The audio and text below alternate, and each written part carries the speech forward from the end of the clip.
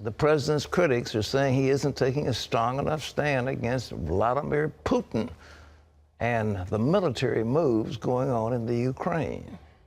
Now, Republicans are pushing the president to follow through on his talk against Russia. Ephraim Graham has the story. New provocations, this time aimed at the U.S. as a Russian jet buzzed a U.S. Navy ship in the Black Sea. The jet reportedly made a dozen high-speed passes over the USS Donald Cook for more than 90 minutes. The message is, we see you, we don't like you in our backyard, and we prefer that you would leave. President Obama's critics say it is just one more instance of Russian President Vladimir Putin thumbing his nose at an administration that's weak on foreign policy, known more for talking tough than taking forceful action. Obama and Putin spoke for 90 minutes Monday. The White House expressed, quote, grave concern over Putin's support for pro-Russian militia destabilizing eastern Ukraine. The Kremlin says the president is getting unreliable information. We know who is behind this. Indeed, the only entity in the area capable of these coordinated professional military actions is Russia. The administration says tough economic sanctions are beginning to take hold and is threatening to ratchet them up if Russia doesn't back down. Some Republicans are urging the president to take tough action now. Senator John McCain said the U.S. should impose tougher sanctions on Russia immediately and ship military aid to Ukraine. Speaking on CBS's Face the Nation Sunday, McCain said Putin is emboldened by the lack of U.S. response. Right now, he's going full speed ahead down the freeway, and there's no evidence of him having to pay a significant penalty. President Obama says he has no plans to send weapons to Ukraine. Ephraim Graham, CBN News. Weakness, weakness, weakness. But you know, it would be so easy to do that. We have mechanisms at our disposal that could crash the Soviet economy. Not it's no longer Soviet, the Russian economy. We can do that.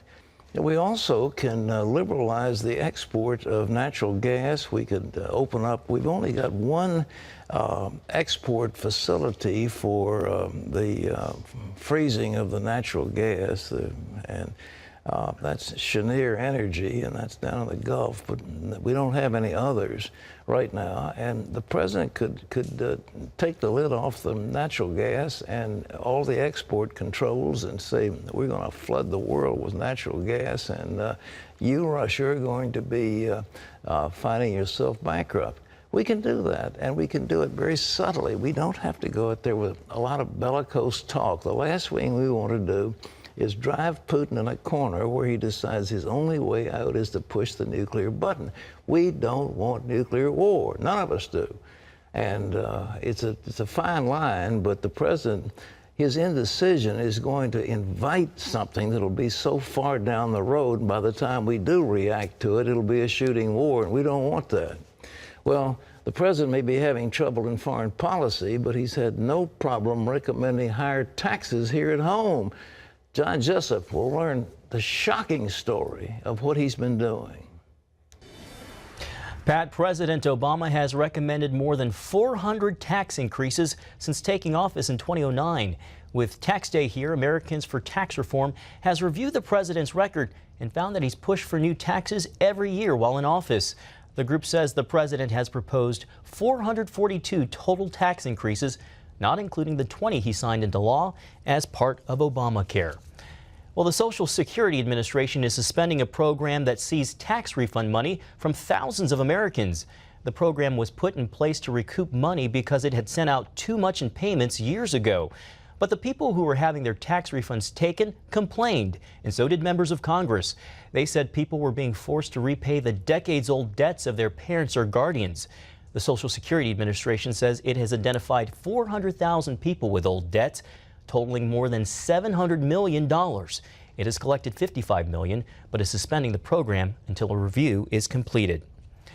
Last night's lunar eclipse, called the Blood Moon, has attracted a great deal of interest. The moon crossed through Earth's shadow and took on a reddish hue between 2 and 4 Eastern this morning. We'll see 3 more before October of next year. According to NASA, seeing 4 lunar eclipses in a row is rare. But in the 21st century, we'll see a bit more. Some biblical experts have attributed special significance to lunar eclipses since they coincide with Jewish feasts. And you can see Eric Stackelbeck's interview with Pastor John Hagee on his view of the history and potential implications of blood moons by going to cbnnews.com. Pat, those were some pretty impressive images.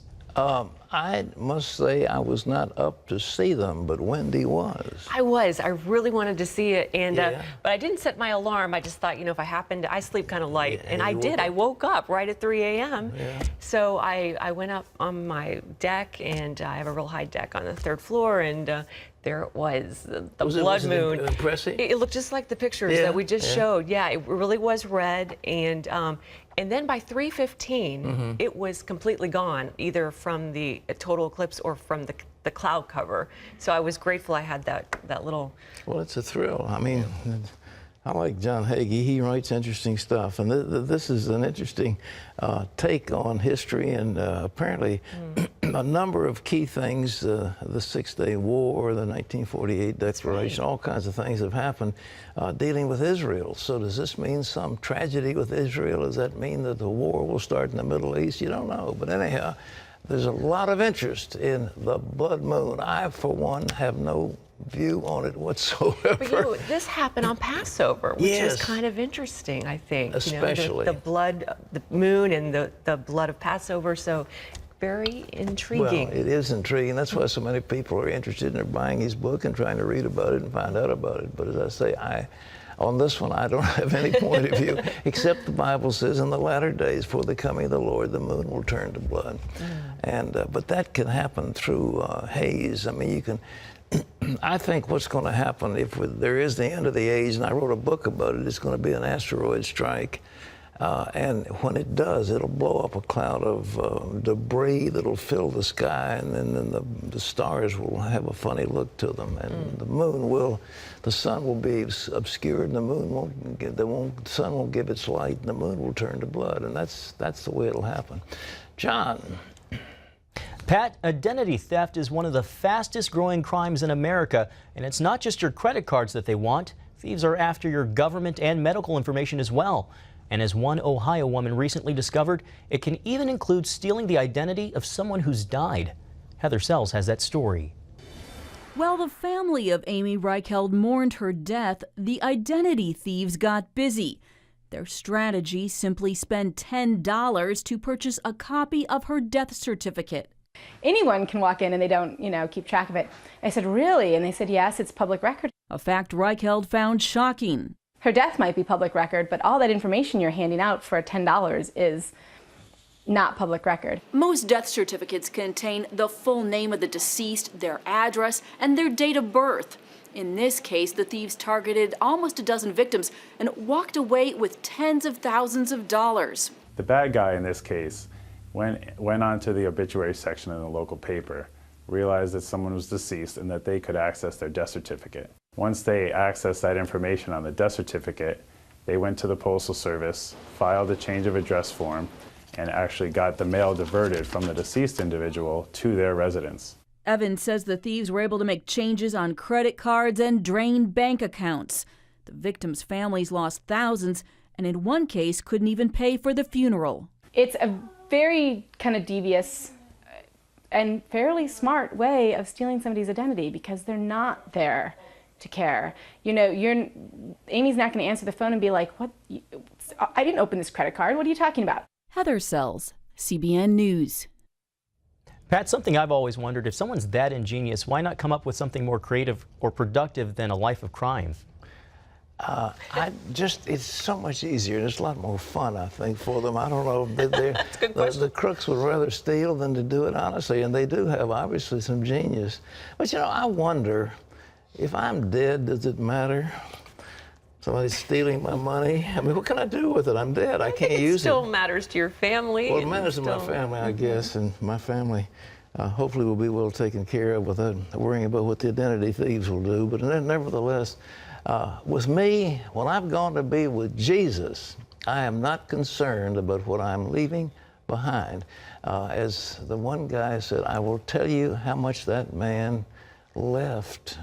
And they said, well, how much? He said he left it all. John? Pat, more than 100 Christian leaders from different backgrounds and different states met at the White House Monday for the Easter celebration of the resurrection of Jesus Christ. White House correspondent Jennifer Wishon has that story. An Easter celebration at the most famous home in the world. I think it's amazing that the most powerful nation on the planet, in probably the most important building, politically speaking, in the entire world, that we're having a moment where we are not only acknowledging but celebrating the resurrection of Jesus Christ as Lord and Savior. It's a tradition started by President Obama 4 years ago, but this year it began with an acknowledgement of death as the president honored 3 victims of that deadly shooting at a Jewish center and retirement home in Kansas, a crime committed on the eve of Passover. And we have to keep coming together across faiths to combat the ignorance and intolerance, including anti-Semitism, that can lead to hatred and to violence. So, this Easter week, of course, we recognize that there's a lot of pain and a lot of sin and a lot of tragedy in this world, but we're also overwhelmed by the grace of an awesome God. The president's remarks centered around his recent meeting with Pope Francis at the Vatican and included a reading given to him by the Pope. Christ's resurrection, he writes, is not an event of the past. It contains a vital power which has permeated this world. And he adds, Jesus did not rise in vain. May we never remain on the sidelines of this march of living hope. Still, the president says, as a rule, he tries not to preach to preachers. Lord, fill my mouth with worthwhile stuff and nudge me when I've said enough. Jennifer Wishon, CBN News, the White House. A victory for a student-led Bible group at a high school in Amsterdam, New York. The school superintendent recently told club members they need to buy an insurance policy to use the school's facilities after hours, something not required of other student-led programs. The American Center for Law and Justice defended the students, arguing the Bible study must be given the same privileges as any other group. The ACLJ said if other student-led clubs are not required to obtain insurance policies, this senior should not be required to obtain one for the Bible Club. The school dropped the request and the group is now free to meet after school. Another example of the ACLJ defending religious freedom. Pat? That's right. It was my privilege to found that organization, and I must say it's become probably the leading advocate for religious freedom in this nation. And Jay Sekulow is just a fabulous spokesperson for that organization and for all of us. He appears regularly on Fox News and other news channels and is always eloquent and insightful, and I'm proud of him. He's a good guy. Ohio must recognize gay marriages performed in other states. That was the ruling from a federal judge. Judge Timothy Black called Ohio's voter-approved marriage recognition bans unconstitutional and unenforceable. His ruling doesn't mean the state can perform gay marriages, just that it must recognize licenses from states where same-sex weddings are legally performed. Even so, the Ohio Attorney General plans to appeal the decision. Arizona abortion clinics will now face surprise inspections. State lawmakers have passed a bill removing the warrant requirement for so-called SNAP inspections of clinics. The law passed mostly along party lines. Republicans believe it protects the lives of women and children, while Democrats say it hurts women's health and access to abortion. The bill goes to Arizona's governor for final approval. Pro-abortion groups plan on contesting it in court if it becomes law. Well, you can always get the latest from CBN News by going to our website at cbnnews.com.